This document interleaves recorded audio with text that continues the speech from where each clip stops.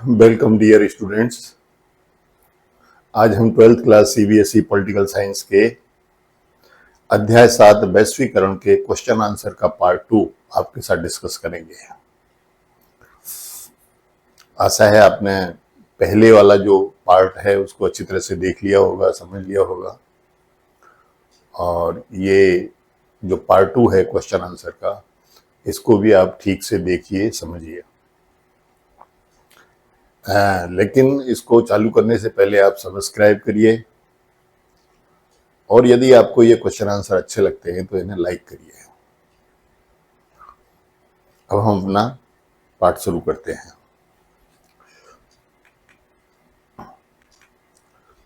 पारस्परिक निर्भरता से आप क्या समझते हैं? उदाहरण देकर स्पष्ट कीजिए। पारस्परिक निर्भरता यानी एक दूसरे पर निर्भर रहना। पारस्परिक निर्भरता का मतलब है एक दूसरे पर निर्भर रहना। तो वैश्वीकरण की आर्थिक प्रक्रियाओं से समृद्धि बढ़ती है। जो वैश्वीकरण की आर्थिक प्रक्रियाएं हैं उनसे पूरी दुनिया में समृद्धि बढ़ती है और खुलापन भी आता है, और देश को अपना बेहतर कर दिखाने का मौका मिलता है। क्योंकि वैश्वीकरण में एक स्थान के प्रोडक्ट दूसरे स्थान पर बड़े आराम से उनका व्यापार होता है, वो जाते हैं और वहाँ प्रयोग किए जाते हैं। और यदि आपका प्रोडक्ट अच्छा है, उसकी क्वालिटी अच्छी है, अप टू डेट टेक्निक का है, तो उसकी कीमत भी अच्छी मिलती है और लोग उसकी प्रशंसा भी करते हैं। इसलिए हर एक देश अच्छे से अच्छा प्रोडक्ट बना करके दूसरे देशों को भेजने का प्रयास करता है और देश को अपना बेहतर कर दिखाने का मौका मिलता है। प्रत्येक देश वैश्वीकरण से उत्पन्न चुनौतियों को सजगता और बुद्धिमत्ता से सामना करता है।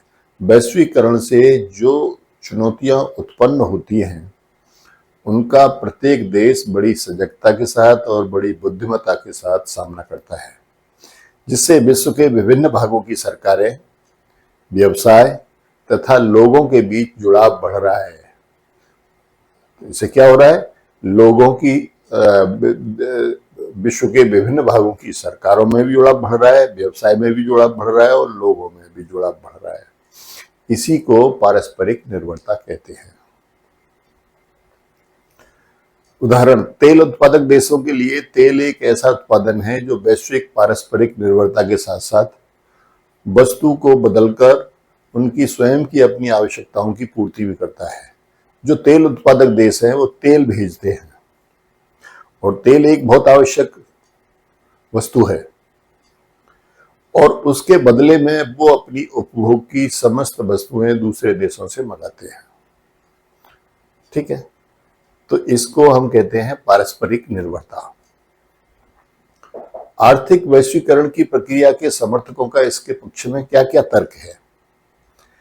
इससे समृद्धि बढ़ती है और खुलेपन के कारण ज्यादा से ज्यादा आबादी की खुशहाली बढ़ती है।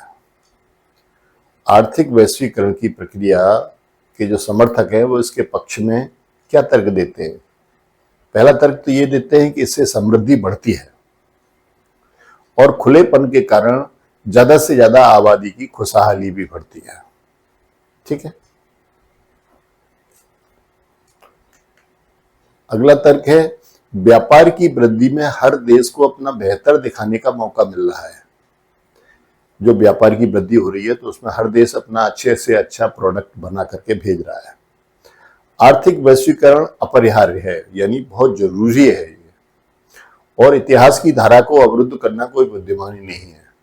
यदि हम वैश्वीकरण की प्रक्रिया को रोक दें तो जो इतिहास में तमाम जो वैश्वीकरण होते आए हैं वो अवरुद्ध हो जाएगा, तो इसमें कोई बुद्धिमानी नहीं है। इसने जो चुनौतियां पेश की हैं, वैश्वीकरण ने जो भी चुनौतियां पेश की हैं, उनको सजग सचेत होकर पूरी बुद्धिमत्ता से उनका सामना करना चाहिए।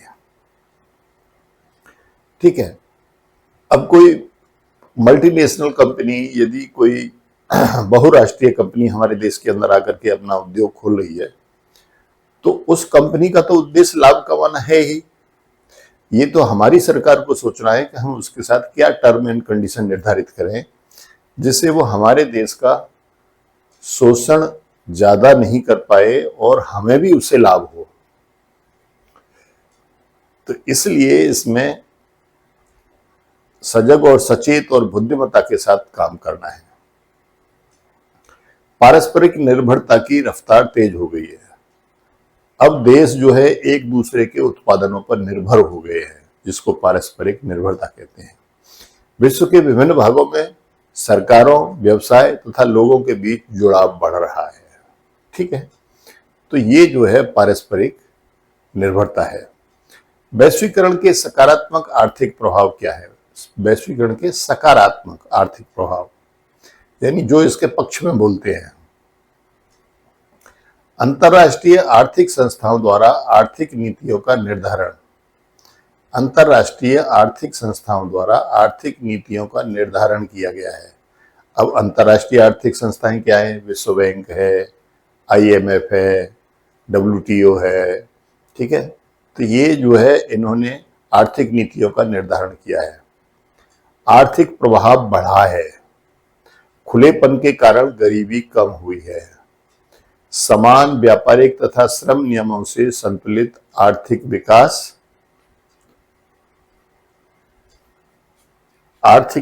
हुआ है।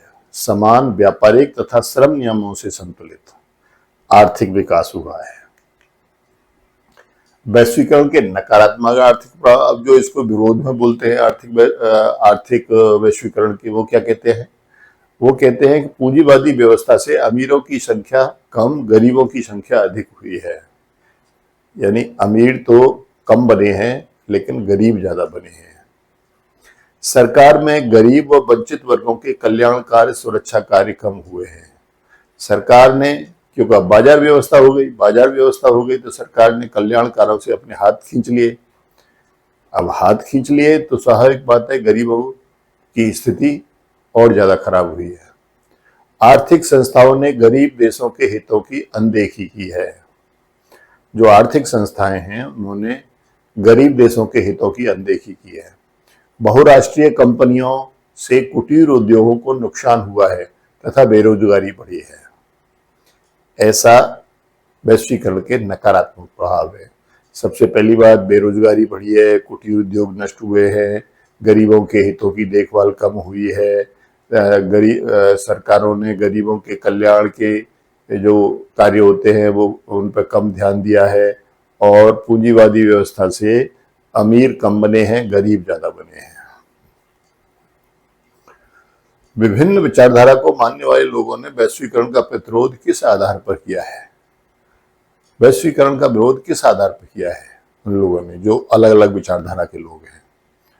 तो इसमें जो वामपंथी विचारधारा के हैं उनके अनुसार वैश्वीकरण धनी वर्ग को बढ़ावा देकर धनी तथा गरीब के अंतर को बढ़ाता है। अर्थात धनी अधिक धनी होते चले जाते हैं और गरीब और अधिक गरीब होता चला जाता है। ऐसा वामपंथी लोगों का विचार है।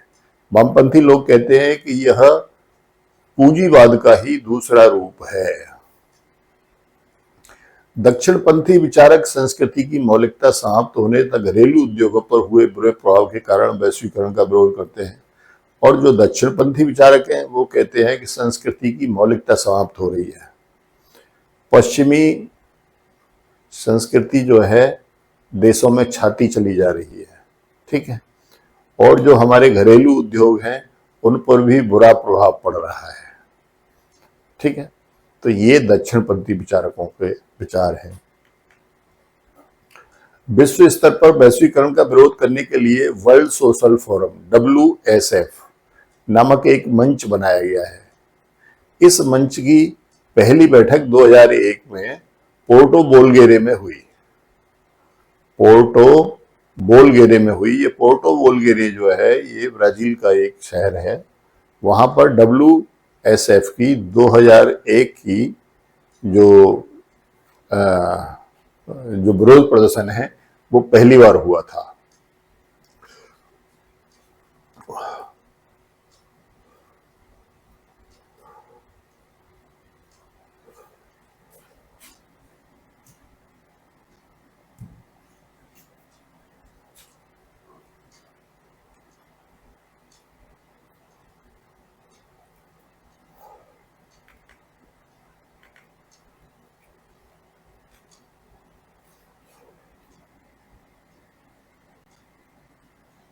देखिए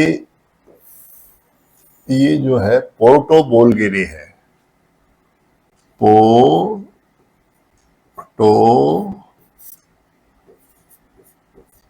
बोलगेरे, पोर्टो बोलगेरे है ये। ठीक है। वैश्वीकरण के बाद भारत की अर्थव्यवस्था में क्या क्या परिवर्तन आए हैं? भारत की अर्थव्यवस्था में अब तक जो बात हो रही थी वो पूरी दुनिया के बारे में बात हो रही थी, अब भारत के ऊपर बात हो रही है। वैश्वीकरण के बाद भारत की अर्थव्यवस्था में क्या क्या परिवर्तन आए हैं? ब्रिटिश भारत कच्चे माल का निर्यातक तथा तैयार माल का आयातक था। जब यहां पर अंग्रेजी सरकार थी, जब हम आजाद नहीं हुए थे, तो उस समय कच्चा माल हमारा ब्रिटेन में जाता था और वहां से तैयार माल हमारे देश के अंदर आता था। स्वतंत्रता के बाद घरेलू उद्योगों को बढ़ावा देने के लिए संरक्षणवाद की नीति अपनाई गई और स्वतंत्रता के बाद में जब हमारा देश स्वतंत्र हो गया तो उस समय की हमारी सरकार ने संरक्षणवाद की नीति अपनाई। इस संरक्षणवाद की नीति का मतलब था कि जो भी वस्तु हमने बनाई है उसे निर्यात नहीं करना है, बल्कि उसे अपने देश में प्रयोग करना है और उसमें सुधार करने हैं। परंतु आर्थिक वृद्धि दर धीमी रही। 1991 में विकास दर बढ़ाने के लिए आर्थिक सुधार कर विदेशी निवेश पर भारत ने बल दिया। ठीक है। 1991 में विकास दर बढ़ाने के लिए आर्थिक सुधार कर विदेशी निवेश पर भारत में बल दिया गया, विदेशी निवेश को आमंत्रित किया गया। विदेशी जो बहुराष्ट्रीय कंपनियां थी उनको आमंत्रित किया गया कि भाई आओ हमारे देश में उद्योग धंधे लगाओ। आजादी के बाद भारत ने संरक्षणवाद की नीति अपनाकर अपने घरेलू उद्योगों पर जोर दिया ताकि भारत आत्मनिर्भर रहे। ठीक है। तीसरा, आज वैश्वीकरण के कारण भारत की आर्थिक वृद्धि दर 7.5% वार्षिक की दर से बढ़ रही है, जो 1990 में 5.5% वार्षिक थी। ठीक है। तो वैश्वीकरण के कारण हमारी वृद्धि दर, विकास वृद्धि दर जो है वो बढ़ी है। भारत के अनिवासी भारतीय विदेशों में भारतीय संस्कृति को बढ़ावा दे रहे हैं और भारत के लोग जो विदेशों में चले गए थे वहां उन्होंने जो अपने कारोबार स्थापित कर लिए, उन्होंने भारतीय संस्कृति को उन देशों में बढ़ाया है।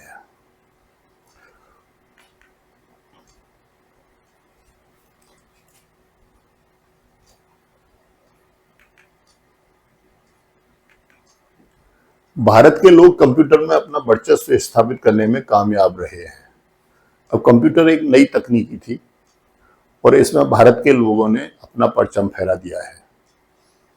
वो कंप्यूटर के मामले में बहुत आगे रहे हैं और कामयाब रहे हैं। आज भारतीय लोग वैश्विक स्तर पर उच्च पदों पर आसीन होने में सफल हुए हैं और जो वैश्विक बहुराष्ट्रीय कंपनियां हैं उनमें उच्च पदों पर बहुत सारे भारतीय हैं, क्योंकि उनका कंप्यूटर का ज्ञान बहुत अच्छा है। अब पाठ्य पुस्तक के प्रश्नोत्तर हैं। वैश्वीकरण के बारे में कौन सा कथन सही है? वैश्वीकरण एक बहुआयामी परिघटना है। वैश्वीकरण के प्रभाव के बारे में कौन सा कथन सही है? विभिन्न देशों और समाजों पर वैश्वीकरण का प्रभाव विषम रहा है, सब पर समान नहीं रहा, अलग अलग रहा है। वैश्वीकरण के कारणों के बारे में कौन सा कथन सही है? वैश्वीकरण का एक महत्वपूर्ण कारण प्रौद्योगिकी है। वैश्वीकरण के बारे में कौन सा कथन सही है? विश्वव्यापी पारस्परिक जुड़ाव से है। वैश्वीकरण के बारे में कौन सा कथन सही है? विश्वव्यापी पारस्परिक जुड़ाव से है। वैश्वीकरण के बारे में कौन सा कथन गलत है? वैश्वीकरण के आलोचकों का तर्क है कि इससे सांस्कृतिक समरूपता आएगी। नहीं, सब देशों की संस्कृति अपनी अलग अलग रहेगी और सांस्कृतिक विभिन्नता बनी रहेगी। विश्वव्यापी पारस्परिक जुड़ाव क्या है? इसके कौन कौन से घटक हैं? पारस्परिक जुड़ाव, विश्वव्यापी पारस्परिक जुड़ाव, विश्वव्यापी पारस्परिक जुड़ाव।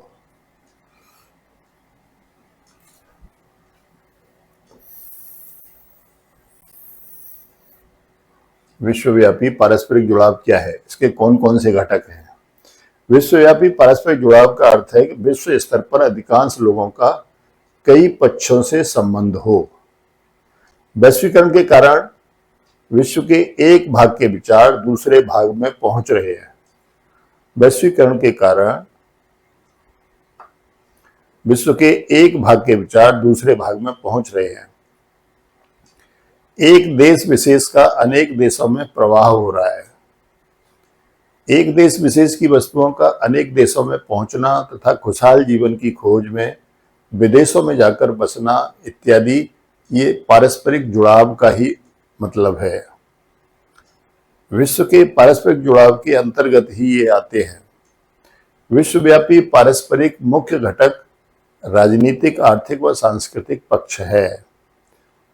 विश्वव्यापी पारस्परिक जुड़ाव का सीधा मतलब है कि विश्व के स्तर पर अधिकांश लोगों का कई देशों के साथ जुड़ना, उसे विश्वव्यापी पारस्परिक जुड़ाव कहते हैं। वैश्वीकरण में प्रौद्योगिकी का क्या योगदान है? वैश्वीकरण में प्रौद्योगिकी का बहुत महत्व है।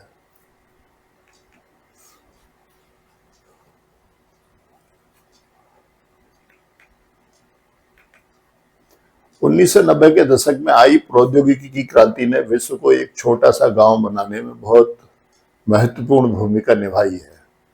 टेलीफोन, टेलीग्राफ तथा इंटरनेट जैसे संचार के साधनों ने विश्व को जोड़ने में मुख्य योगदान दिया है। प्रौद्योगिकी के कारण ही विश्व के अनेक देशों में विचार एवं पूंजी की आवाजाही आसान हुई है। ठीक है, यह कहा जा सकता है कि वैश्वीकरण में प्रौद्योगिकी का बहुत अधिक योगदान है। प्रौद्योगिकी का प्रभाव हमारे सोचने के तरीकों पर भी पड़ता है। हम अपने बारे में जिस ढंग से सोचते हैं और हम सामूहिक जीवन के बारे में जिस प्रकार सोचते हैं, प्रौद्योगिकी का उस पर असर पड़ता है। ठीक है, तो प्रौद्योगिकी के कारण ही यह संभव हुआ है कि एक देश दूसरे देश के संपर्क में आया है और ये वैश्वीकरण की जो गति है तेज हुई है। ठीक है, ये प्रौद्योगिकी के कारण हुआ है। वैश्वीकरण के संदर्भ में विकासशील देशों में राज्य की बदलती भूमिका का आलोचनात्मक मूल्यांकन करें। विकासशील देशों में राज्य की भूमिका क्या हो गई है? वैश्वीकरण की तरह विकासशील देशों में राज्य की भूमिका में आवश्यक परिवर्तन आया है। वर्तमान वैश्वीकरण के युग में कोई भी विकासशील देश आत्मनिर्भर नहीं हो सकता। ठीक है, वैश्वीकरण के युग में प्रत्येक विकासशील देश इस प्रकार की विदेश व आर्थिक नीति का निर्माण करता है जिससे दूसरे देशों से अच्छे संबंध बनाए जा सके। ठीक है, ये विकासशील देशों का कि जो सरकारें हैं, जो राज्य है, उसकी बदलती भूमिका क्या है। वैश्वीकरण की तरह विकासशील देशों में राज्य की भूमिका में आवश्यक परिवर्तन आया है। वर्तमान वैश्वीकरण के युग में कोई भी विकासशील देश आत्मनिर्भर नहीं हो सकता। ठीक है, उसे अपना सामान भी दूसरी जगह भेजना पड़ेगा और दूसरी जगह से भी सामान मंगाना पड़ेगा। वैश्वीकरण के युग में प्रत्येक विकासशील देश इस प्रकार की विदेश एवं आर्थिक नीति का निर्माण करता है। प्रत्येक विकासशील देश ऐसी विदेश एवं आर्थिक नीति का निर्माण करता है जिससे वो दूसरे देशों के साथ ज्यादा से ज्यादा जुड़ सके। पूंजी निवेश के कारण विकासशील देशों ने भी अपना बाजार विश्व के लिए खोल दिया है, क्योंकि उनके पास उतना पैसा नहीं है कि वो अपने उद्योग धंधे लगाएं। इसलिए वो मल्टीनेशनल कंपनी को इनवाइट करते हैं और मल्टीनेशनल कंपनी तब आती है जब बाजार विश्व के लिए खुल जाता है। राज्य द्वारा बनाई जाने वाली आर्थिक नीतियों पर भी वैश्वीकरण का स्पष्ट प्रभाव देखा जा सकता है। देश आर्थिक नीतियों को बनाते समय विश्व में होने वाले घटनाक्रम विश्व संगठन जैसे विश्व बैंक तथा विश्व व्यापार संगठन के प्रभाव में रहता है। राज्यों द्वारा बनाई जाने वाली निजीकरण की नीतियों, कर्मचारियों की छटनी, सरकारी अनुदानों में कमी तथा कृषि से संबंधित नीतियों पर वैश्वीकरण का स्पष्ट प्रभाव देखा जा सकता है। वैश्वीकरण की आर्थिक परिणतियां क्या हुई हैं? इस संदर्भ में वैश्वीकरण ने भारत पर कैसे प्रभाव डाला है? उसके आर्थिक परिणाम क्या हुए हैं वैश्वीकरण के, और उसने भारत पर कैसे प्रभाव डाला है? वैश्वीकरण के कारण आर्थिक क्षेत्र में बहुत अधिक परिवर्तन हुए हैं। वैश्वीकरण के कारण एक देश की पूंजी का प्रवाह अन्य देशों में हुआ है। बहुराष्ट्रीय कंपनियों ने अपने देश से बाहर निकलकर अन्य देशों में निवेश करना शुरू कर दिया है। रोजगार की तलाश में लोग दूसरे देशों में जाकर बसने लगे हैं। वैश्वीकरण की आर्थिक परिणतियों का भारत पर भी प्रभाव पड़ा है। 1991 में नई आर्थिक नीति अपनाकर वैश्वीकरण एवं उदारीकरण की प्रक्रिया से जुड़ गया भारत। ठीक है। नई औद्योगिक नीति द्वारा भारत ने महत्वपूर्ण कार्य करने प्रारंभ कर दिए। 1992-93 में रुपयों का पूर्ण परिवर्तनीय बनाया गया। रुपये को पूंजी बाजार और वित्तीय सुधारों के लिए कदम उठाए गए हैं। आयात निर्यात नीति को सुधारा गया है और इसमें प्रतिबंधों को हटाया गया है।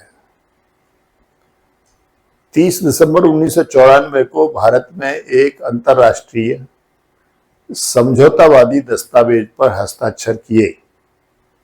1 जनवरी 1995 को विश्व व्यापार संगठन की स्थापना हुई और भारत इस पर हस्ताक्षर करके इसका सदस्य बन गया, WTO का। समझौते पर हस्ताक्षर करने के बाद भारत में अनेक नियमों और औपचारिकताओं को समाप्त करना शुरू कर दिया, जो वर्षों से आर्थिक विकास में बाधक बने हुए थे। प्रशासन व्यवस्था में सुधार किए गए।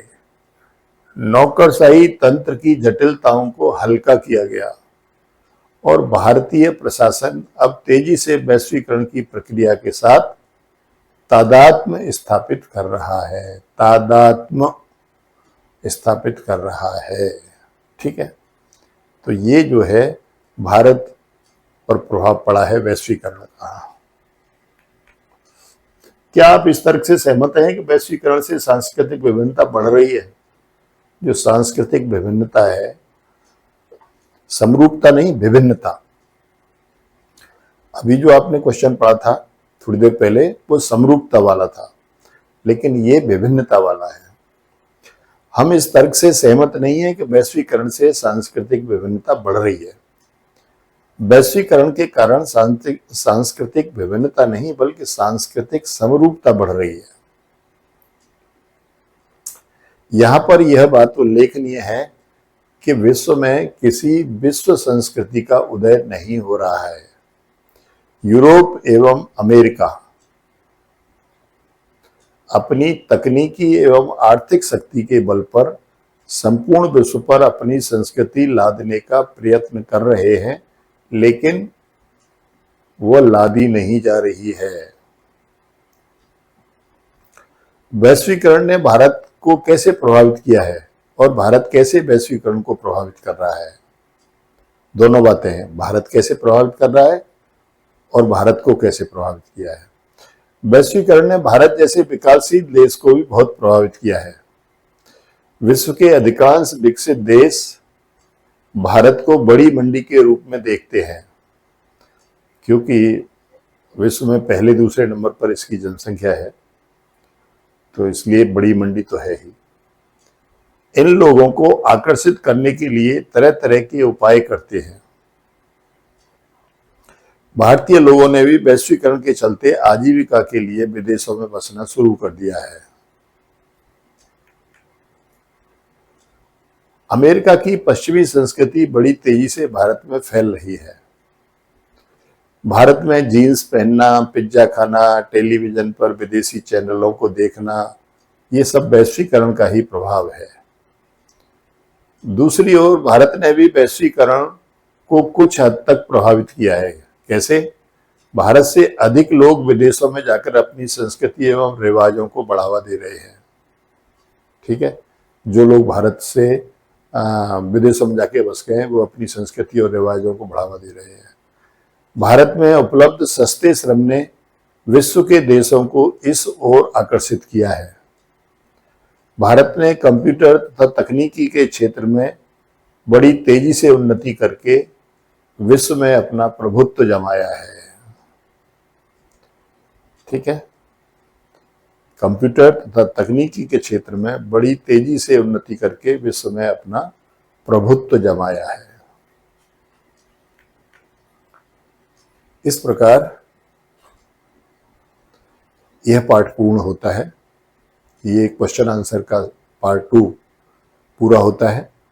यदि आपको पसंद आया है तो सब्सक्राइब और लाइक जरूर करें, और यदि आपको कहीं कोई कमी नजर आती है तो मेरे को कमेंट लिखें। जो भी कमेंट आप लिखेंगे उसका जवाब मैं जरूर दूंगा। अब हम पॉलिटिकल साइंस को कुछ समय के लिए बंद करेंगे और ज्योग्राफी की क्लास स्टार्ट करेंगे। अब ज्योग्राफी के 7-8 लेसन पूर्ण करने के बाद फिर हम दोबारा से हिस्ट्री पर जाएंगे, और हिस्ट्री से फिर पॉलिटिकल साइंस पे आएंगे, फिर ज्योग्राफी पूर्ण करेंगे। तो ये हमारा अभी का ये पहली बुक आपकी आज पूरी होती है। ठीक है, और अब हम ज्योग्राफी की क्लास स्टार्ट करेंगे कल से। तब तक के लिए जय हिंद।